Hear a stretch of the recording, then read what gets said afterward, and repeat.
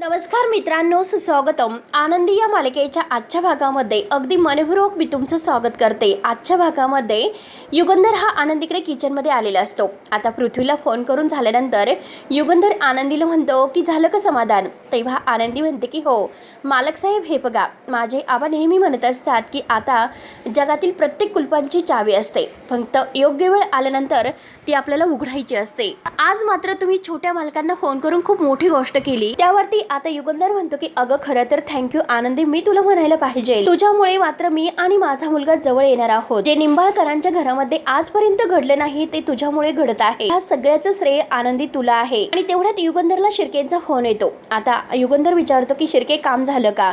तेव्हा शिर्के म्हणतात की हो काम झालेलं आहे. तेवढ्यात आता म्हणजे शिर्केंनी आता जे काही विद्याधरच्या गाडीमध्ये स्फोट करायचा आहे त्याची सर्व तयारी करून ठेवलेली असते आणि तोच हा फोन असतो. आणि त्याच वेळेस आता विद्याधर मात्र तोऱ्यातच छत्री वगैरे घेऊन आपल्या गाडीजवळ जात असतो. त्याला कुठेतरी बाहेर जायचं असतं. तेव्हा लगेच आता युगंधर म्हणतो की चल आनंदी, मी तुला तुझं गिफ्ट दाखवतो. त्यावरती आनंदी म्हणते की दिवाळी गिफ्ट, आणि ते पण आत्ता. तर युगंधर म्हणतो की हो ते पण आत्ता. तर मात्र आनंदीला घेऊन बाहेर येतो आणि बाहेर आल्या क्षणी आता समोर विद्याधर आपल्या गाडीजवळ जात असतो. गाडीचा दरवाजा उघडणार तोच लगेच गाडीचा खूप मोठा स्फोट होतो आणि विद्याधर मात्र आता खाली पडतो. तो खूप भाजलेला असतो, रक्त येत असतं त्या जखमातून. एक खूप मोठा विचित्र असा भयंकर प्रकार आज ह्या निंबाळकरांच्या दारासमोर घडलेला असतो. कारण आता युगंधरने ह्या विद्याधरला बरोबर शिक्षा दिलेली असते, कारण तो आनंदीला कुकरचा ब्लास्ट करून मात्र आता त्याने हे सर्व केलेलं असतं. आणि तेवढ्यात आता जवळ येतो तर धूमधडाका होतो. गाडीचा मोठा स्फोट झालेला आहे आणि हे सगळं दृश्य मात्र बघून आनंदी खूपच घाबरते आणि ती युगंधरच्या खांद्यावर डोकं ठेवून आपले डोळे म्हणजे मिठी मारते आणि अगदी शांत होते. आनंदीला फक्त आवाज आलेला असतो, नक्की काय घडलेलं आहे ते माहिती नसतं. तेव्हा लगेच आता युगंधर आनंदीला म्हणतो की चल. तिचा हात धरतो आणि तिला हाताला धरून तो मात्र विद्याधरच्या जवळ घेऊन येतो. विद्याधरला पूर्णपणे भडका झालेला असतो. तेव्हा आता वरून पाऊस येत असतो. आता युगंधर अंगावर छत्री घेऊन आनंदीला दोघे एकत्र विद्याधरच्या समोर येतात. विद्याधरला उठता सुद्धा येत नाही अशी त्याची अवस्था झालेली आहे आणि तो उठताना कोलमडत असतो. झोकांडे जात असतात आणि तेवढ्यात तो आता युगंधरकडे बघत असतो. तर युगंधर त्याला तोऱ्यात उत्तर देतो की तुला काय वाटलं, कारण असे हल्ले आणि बॉम्बस्फोट तुलाच करता येतात का. आणि हा तर फक्त सॅम्पल होता, पुढच्या वेळेस डायरेक्ट तुझी डिलिव्हरी करेल. आणि हे बघ हा युगंधर निंबाळकर आहे, उडणाऱ्या पाखरांची पंख तो मोजतोय. आणि तुला काय वाटलं की तू काही साधा कुकरचा ब्लास्ट करशील आणि ते कुणालाच माहिती होणार नाही आणि मी दूधखोळा वाटलो की काय तुला. तेव्हा लगेच आता विद्याधरला आणि आनंदीला जो काही कुकरचा ब्लास्ट झालेला असतो तो क्षण आठवतो, तो घडलेला प्रकार. तेव्हा लगेच आता युगंधरला हे कसं माहिती झालं. युगंधर आता सांगत असतो. जेव्हा तो किचनमध्ये येतो, रामू काका तर तेथे आवरत असतात. तर युगंधर रामू काकांना म्हणत असतो की हे बघा रामू काका, यापुढे आनंदी माझ्या बेडरूम मध्ये असणार आहे. जोपर्यंत ती पूर्ण बरी होत नाही माझ्याच बेडरूम मध्ये विश्रांती घेणार आहे. आणि हे बघा बाजारात जा आणि बाजारात जाऊन मात्र आता तिला रोज भाजीपाला वगैरे सगळं काही व्यवस्थित खायला द्यायला हवं. आणि येताना मात्र मस्त तिच्यासाठी चाफ्याची फुलं घेऊन या, कारण आनंदीला चाफ्याची फुलं फार आवडतात. आणि रोज तिच्या रूममध्ये चाफ्याची फुलं ही पोहोचायलाच पाहिजे आणि रोजच्या रोज ही फुलं बदलली गेली पाहिजे. तुला कळालं, समजलं का. रामू काका म्हणतात की हो पोहोचलं मालक साहेब. तेवढ्यात मात्र आता युगंधर जायला निघतो, परंतु त्याला तेथे ती अंगठी दिसते. तर युगंधर म्हणतो की त्या दिवशी मात्र मी गप्प राहिलो, कारण मला तुझ्याच भाषेमध्ये दाखवून द्यायचं होतं की तुझी तिथे अंगठी होती आणि त्या अंगठीवरूनच मला सगळं काही समजलेलं होतं. जेव्हा मी तुला आता हे सगळं काही करून दाखवणार होतं की स्वतःवर ब्लास्ट झाल्यानंतर काय होतं, कशी अवस्था होते ते. आणि या मुलीला मी हक्काने हात धरून घरामध्ये आणलेला आहे. त्यामुळे जोपर्यंत युगंधर निंबाळकर जिवंत आहे तोपर्यंत तुझीच काय तर ह्या दुनियात कोणाची सुद्धा हिंमत होणार नाही तिच्या वाटेला जाण्याची. आता विद्याधर तर शॉक होऊन बघतच असतो. त्याला काय बोलावं आणि काय करावं काहीच कळत नसतं. आणि हे बघ यापुढे मात्र तू आनंदीच्या सावलीला जरी त्रास दिलास, काही गाडीला झालेला कोळसा आहे गाडीचा, तर तो मात्र आपल्या डोळ्यासमोर आणायचा आणि असे ठरवायचे की तुझा अंत मात्र त्यावेळेस यापेक्षा सुद्धा भयानक असेल. आणि युगंधरच्या शब्दाची किंमत आहे ती तुला आता चांगलीच कळेल. आणि माझ्यामध्ये आणि पृथ्वीमध्ये यापुढे मात्र खोडा घालण्याचा प्रयत्न करायचा नाही. कितीही कान तू फुकले तरी सुद्धा तो वाया नाही जाणार. आणि एक गोष्ट तुझ्या माहितीसाठी सांगतो, आता बापलेक मिळून म्हणजे या निंबाळकरांच्या घराण्याचा नवीन साम्राज्याचा अध्याय सुरू करतात हे लक्षात ठेव. ते ऐकून आता आनंदीला फारच आनंद होतो. युगंधरच्या मनातील आता ही गोष्ट ऐकल्यानंतर चेहरा लगेच खोलतो, परंतु विद्याधरला धक्का बसतो. त्याच्या पायाखालची जमीन सरकते. तेवढ्यात आनंदी आता विद्याधरला उत्तर देते, जे पेराल तर तेच उगवतं, त्यामुळे जरा चांगलंच पेराल. तेव्हा विद्याधर मात्र रागाने आता आनंदीकडे बघत असतो. तर युगंधर आनंदीचा पुन्हा हात धरतो आणि युगंधर तिचा हात धरून मात्र विद्याधरकडे रागाने बघत मात्र आता आनंदीला आतमध्ये घेऊन जातो. विद्याधरचा खूपच जळफळाट होतो. तेवढ्यात आता ते आतमध्ये गेल्यानंतर विद्याधर म्हणतो की आजची दिवाळी तुझ्या माणसांनी साजरी केली असं असेल, परंतु एक गोष्ट मात्र लक्षात ठेव, पुढची होळी आहे तर तो हा विद्याधर पेटवणार आणि तुझ्या प्रतिष्ठेला मात्र मी असा कायमचा डाग लावेल, पुढचे 7 जन्म मात्र ते धुता नाही येणार. आणि त्याच वेळेस मात्र आता विद्याधरच्या हातातून आता तोंडातून रक्त वगैरे येत असतं आणि तेव्हा तो आता आपला हात धरून मात्र आता अगदी पेटलेला असतो. त्यानंतर आनंदी किचनमध्ये येते. आता आरती तेथे आलेली आहे आणि म्हणते की आनंदीने आरतीला सांगितलेलं असतं सर्व काही. तर आरती म्हणते की आनंदी, तू मला विचारशील तर आता मालक साहेबांनी योग्य केलेलं आहे, कारण त्या राक्षसाला अशीच शिक्षा व्हायला हवी. त्यामुळे हे बघ, आता तू बघतच राहा, तो विद्याधर कधीही तुझ्याकडे ढुंकून पाण्याची सुद्धा हिंमत नाही करू शकत. तेव्हा आनंदी म्हणते की आरती ताई, अगं पण इतकं टोकाचं पाऊल टाकण्याची हिंमत म्हणजे काही गरज होती का? कारण तो खूप मोठा बॉम्ब लॉस्ट होता आणि आता मात्र किती मोठा अनर्थ होऊ शकला असता. जर कोणाचा तरी जीव गेला असता तर काय केलं असतं. आणि हे बघ, त्यामुळेच मात्र मला ह्या सगळ्या गोष्टींची भीती वाटते. तेव्हा आरती तिला समजावते की हे बघ आनंदी, तू कशाला काळजी करतेस? अगं मालक साहेबांनी केलेलं आहे म्हणजे नक्की त्यांनी काहीतरी विचार करूनच केलं असेल ना. आणि हे बघ, जे काही केलं त्यांनी ते योग्य केलेलं आहे आणि मला मात्र आता खरंच खूप म्हणजे त्यांचा अभिमान वाटतं, त्यांचं कौतुक वाटतं, कारण तुला अगदी तुझ्या पाठीशी उभा राहणारा नवरा मिळालेला आहे. खरंच मला खूप भारी वाटतं. आणि हे बघ अगं आनंदी, लहानपणीच मात्र देवाने तुझी ही दृष्टी हिरावून घेतली, पण त्याच्या ऐवजी मात्र मालक साहेबांसारखा हिरा नवरा तुला दिलेला आहे. तेव्हा आनंदी म्हणते की हो, ते खरंच आहे. तेव्हा आरती म्हणते की हे बघ आनंदी, तू अजिबात काळजी करू नको, सगळं काही नीट होणार आहे. आणि हे बघ आनंदी, अगं मी तुला आबांनी अगदी आयुर्वेदिक लेप तयार करून दिला होता, तो लावलास का? त्यावरती आनंदी म्हणते की नाही ग, अजूनपर्यंत नाही लावला, माझं काम पूर्ण झाल्यानंतर मी लावते. आणि काय ग आरती ताई, तू तर फॅक्टरीमध्ये जाणार होती, मग तू इथे कशी?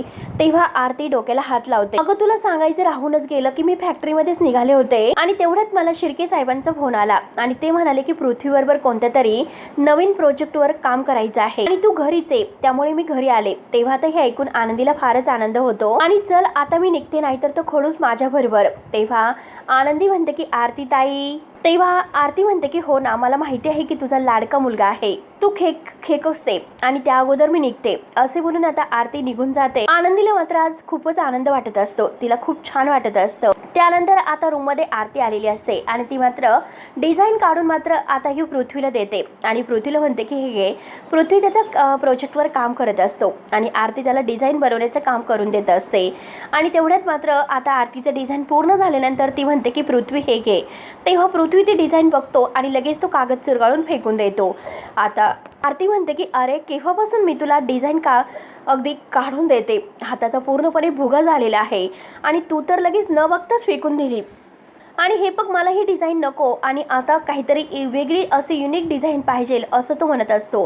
तेव्हा आरती म्हणते की हे बघ, आत्तापर्यंत मी तुला प्रत्येक डिझाईन काढून दिलेली आहे, मला जेवढ्या डिझाईन येतात तेवढ्या, मग आता मात्र मी तुला भेटीची डिझाईन काढून दाखवू का? शिर्के सरांनी जेव्हा मला सांगितलं की तुझ्यासारख्या गर्विष्ठ मुलाबरोबर काम करायचं आहे आणि खरं तर तेव्हाच मी कोपऱ्यापासून हात जोडून नकार द्यायला हवा होता, माझं चुकलंच. तेव्हा आता पृथ्वी लगेच रागाने म्हणतो की तुला काम करायचं की नाही? तेव्हा आरती म्हणते की 1 मिनिट, मी तुझ्यासाठी काम नाही करत, मला मालक साहेब म्हणालेत म्हणून ते काम मी करत आहे. उंटावरून शेळे हाकतात, तोरा तर बघा, म्हणून आरतीची बडबड सुरू असते. पृथ्वीला फारच राग येतो आणि तो स्वतःला आता थोडं शांत करतो आणि आरतीला म्हणतो की एक गोष्ट मात्र डोक्यामध्ये तू परफेक्ट फिट कर. बघ, आपल्या साड्या आणि आपले कपडे आहे तर ते एक्सपोर्ट होतात, त्यामुळे आपल्याला काहीतरी मोठा विचार करण्याची गरज आहे. त्यामुळे असले डिझाईन काढून नाही जमणार. हे डिझाईन आहे तर ते एकदम बेसिक आहेत आणि एकदम असे गावठी आहे आणि आपले डिझाईन आहे तर ते असे ग्लोबल आणि युनिव्हर्स आणि थोडेसे मॉडर्न असायला हवेत. आणि हे बघ, माझा पहिला बिझनेस आहे आणि आता मात्र मला हवा असेल तर तो मात्र अगदी बेस्ट व्हायला हवा आणि तुझ्यासारखा मीडिओकर नको मला. तेव्हा आता आरती म्हणते की काय बोलतात मीडिओकर म्हणजे. तेव्हा आता पृथ्वी म्हणतो की सॉरी, मीडिओकर म्हणजे सामान्य. तर आरती म्हणते की मला मीडिओकर म्हणजे काय आहे ते माहिती आहे, पण तू मला मीडिओकर का म्हणालास, त्यामुळे हे बघ आता मात्र मला तुझ्याबरोबर कामच करायचं नाही. म्हणून आरती आता लगेच आपली सर्व तयारी करून जायला निघते. तेव्हा पृथ्वी म्हणतो की हो, मला सुद्धा हौस नाही तुझ्याबरोबर काम करण्याची, आणि तुला जर करायचं नसेल तर तू जाऊ शकते. आरती म्हणते की काय म्हणालास. तेव्हा त्या दोघांमध्ये भांडण सुरू असतं आणि तेवढ्यात तेथे आनंदी येते.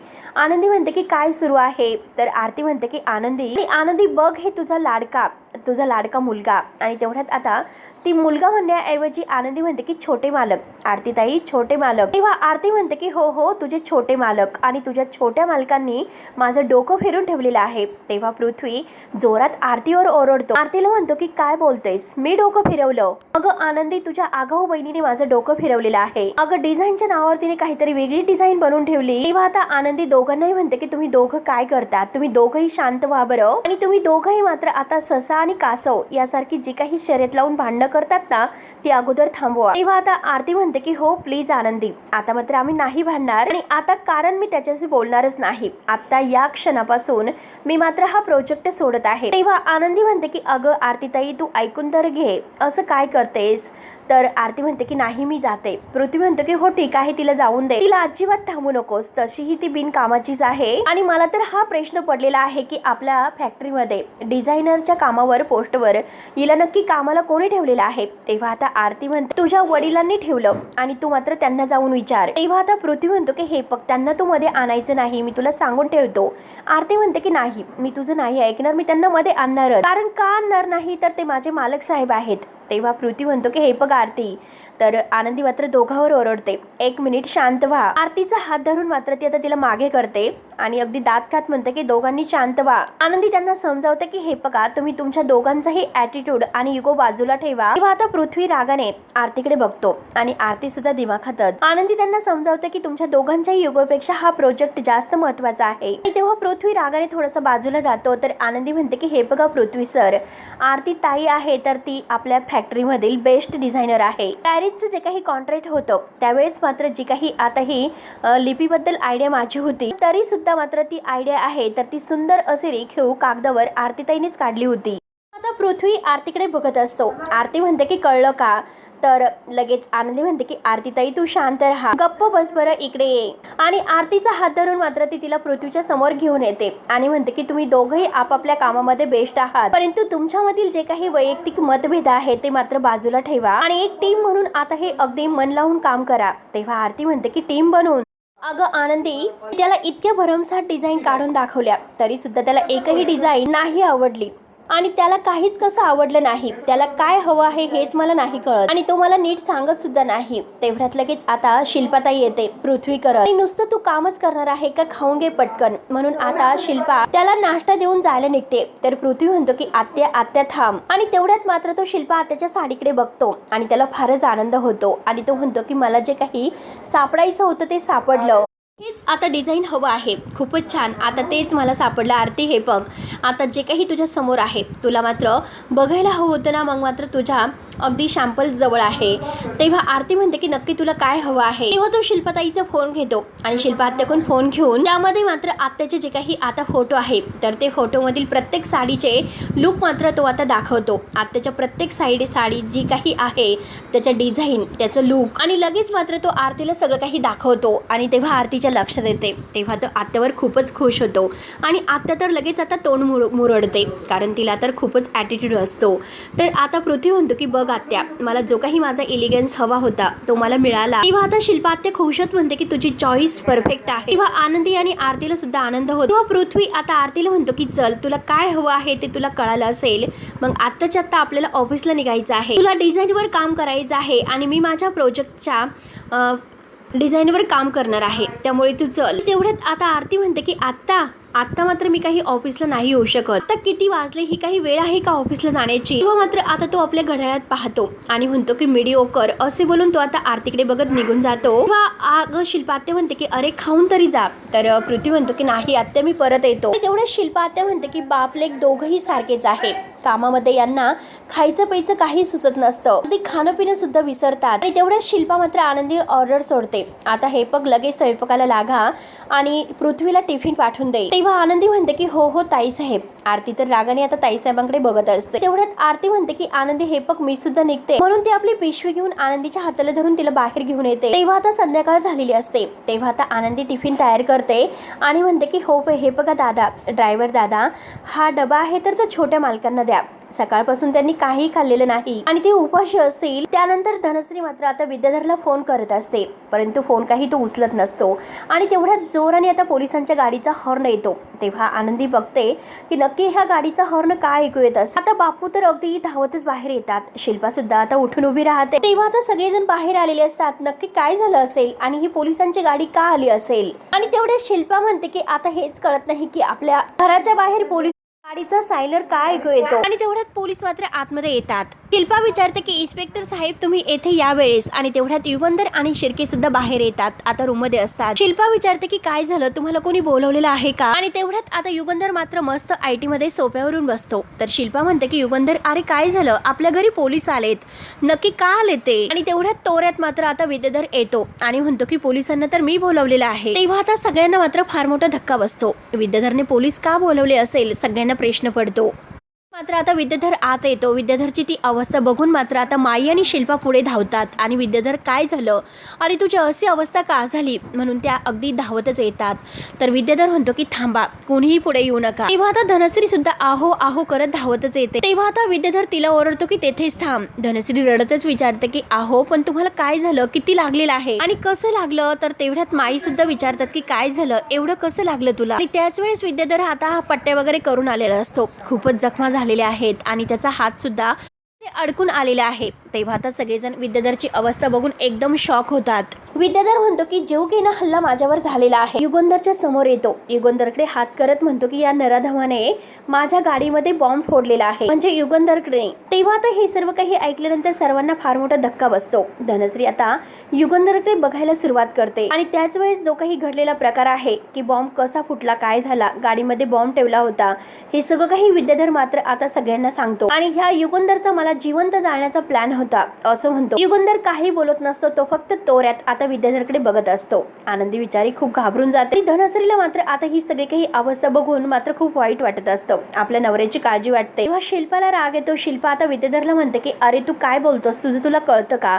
सख्या मोठ्या भावावर तू आरोप करत आहे. तेव्हा आता विद्याधर रागाने म्हणतो की ताई अगं विचार तुझ्या लाडक्या भावाला, कारण मला असा बॉम्ब ब्लास्ट करून मात्र मारण्याचा डाव होता याचा. माझ्या गाडीमध्ये तुमच्या मालक साहेबांनी बॉम्ब ठेवला होता. माझं नशीब बलवंतर आहे म्हणून मरणाच्या दारातून मी बाहेर आलो. तेव्हा सगळेजण हे ऐकून शॉक होतात आणि माझ्यावर हल्ला करणाऱ्या मात्र आता ह्या नराधमाला, ह्या अगदी गुन्हेगाराला मात्र बेड्या तर ठोकल्याच पाहिजे. तेव्हा आता माई आणि बापू सुद्धा म्हणतात की युगंधर कधीच असं करू शकणार नाही, तू काहीतरी त्याच्यावर आरोप करत आहे. बापू म्हणतात की तुझा काहीतरी गैरसमज होतो. तेव्हा विद्याधर म्हणतो की नाही बापू, गैरसमज वगैरे काही नाही, मला चांगलं माहिती आहे की हे काळं कृत्य दुसरं तिसरं कोणी नाही आणि हे सगळं मात्र त्या युगंधर निंबाळकरने केलेलं आहे असे मात्र तो सगळ्यांच्या समोर मोठमोठ्याने म्हणतो. आणि युगंधरकडे बोट करत म्हणतो की हाच माझा खरा गुन्हेगार आहे. तेव्हा आता आनंदी पूर्णपणे घाबरून जाते, परंतु युगंधर मात्र काही डगमगलेला नसतो.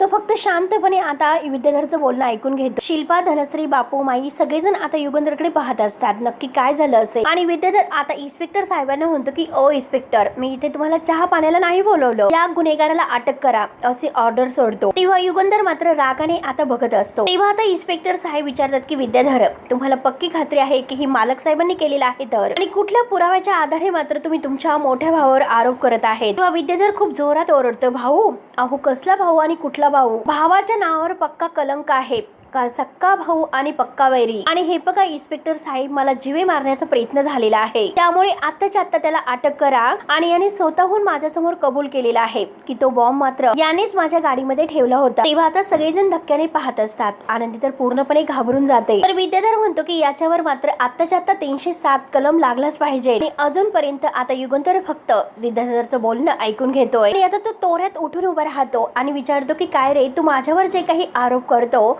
तर ते कोणत्या बेसिसवर, कोणत्या आधारावर करतो आणि तुझ्याकडे काही पुरावा आहे का असं विचार। हे बघ, मी जे काही सांगताना मात्र कोणीतरी ऐकलंस का, कोणीतरी साक्षीदार होता का, नक्की तू काय बोलतोस, तुला कळतं का आणि तुझा पुरावा कुठे आहे। तर विद्याधर रागाने म्हणतो की ते पोलीस शोधतील। तर युगंधर म्हणतो की अरे अगोदर तू पुरावा तर घेऊन ये आणि ज्या दिवशी मात्र तू स्वतः पुरावा घेऊन येशील त्या दिवशी मी स्वतः मात्र पोलिसांच्या गाडीत जाऊन बसेल। आणि हे बघ, जर मात्र काही पुरावा नसताना तू युगंधरच्या नावावर जे काही आता हे पुरावे म्हणजे आरोप केलेस आणि आता मात्र अब्रू नुकसानीचा जो काही दावा आहे तो तुझ्यावर मी असा ठोकेल, पुढचं आयुष्य आहे तर तू कोठडीत असं सडशील। तर आता मात्र विद्याधर पाहतच असतो। तेव्हा मित्रांनो हा भाग येथे संपतो। तर पुढील भागामध्ये आता मिताली घरातील सगळ्यांच्या समोर म्हणते की हे बघ पृथ्वी, आपल्याला मीडिया समोर मात्र आता जे काही साड्याचे शॅम्पल आणायचे आहे त्यासाठी मात्र आपल्याला एक आता मस्त मॉडेल लागेल, परंतु इतक्या कमी वेळात आपल्याला मॉडेल कुठून आणायचे आहे। पृथ्वी म्हणतो की आपल्याला बाहेरून कुठलीही आता मॉडेल आणण्याची गरज नाही,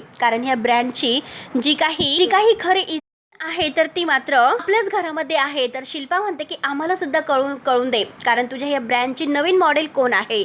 तर तेव्हा आता पृथ्वी म्हणतो की आपल्या ह्या खऱ्या नवीन ब्रँडची मॉडेल आहे। तेव्हा लगेच आता ही धनश्री म्हणते की ताई अहो तुम्हीच असणार आहे। तेव्हा लगेच शिल्पा म्हणते की हो मला माहितीच आहे। आणि तेवढ्यात मात्र आता पृथ्वी म्हणतो की आनंदी असणार आहे। तर शिल्पा आणि धनश्रीला फार मोठा धक्का बसतो। तेव्हा मित्रांनो आता पुढे नक्की काय होईल हे बघायला विसरू नका। तोपर्यंत धन्यवाद।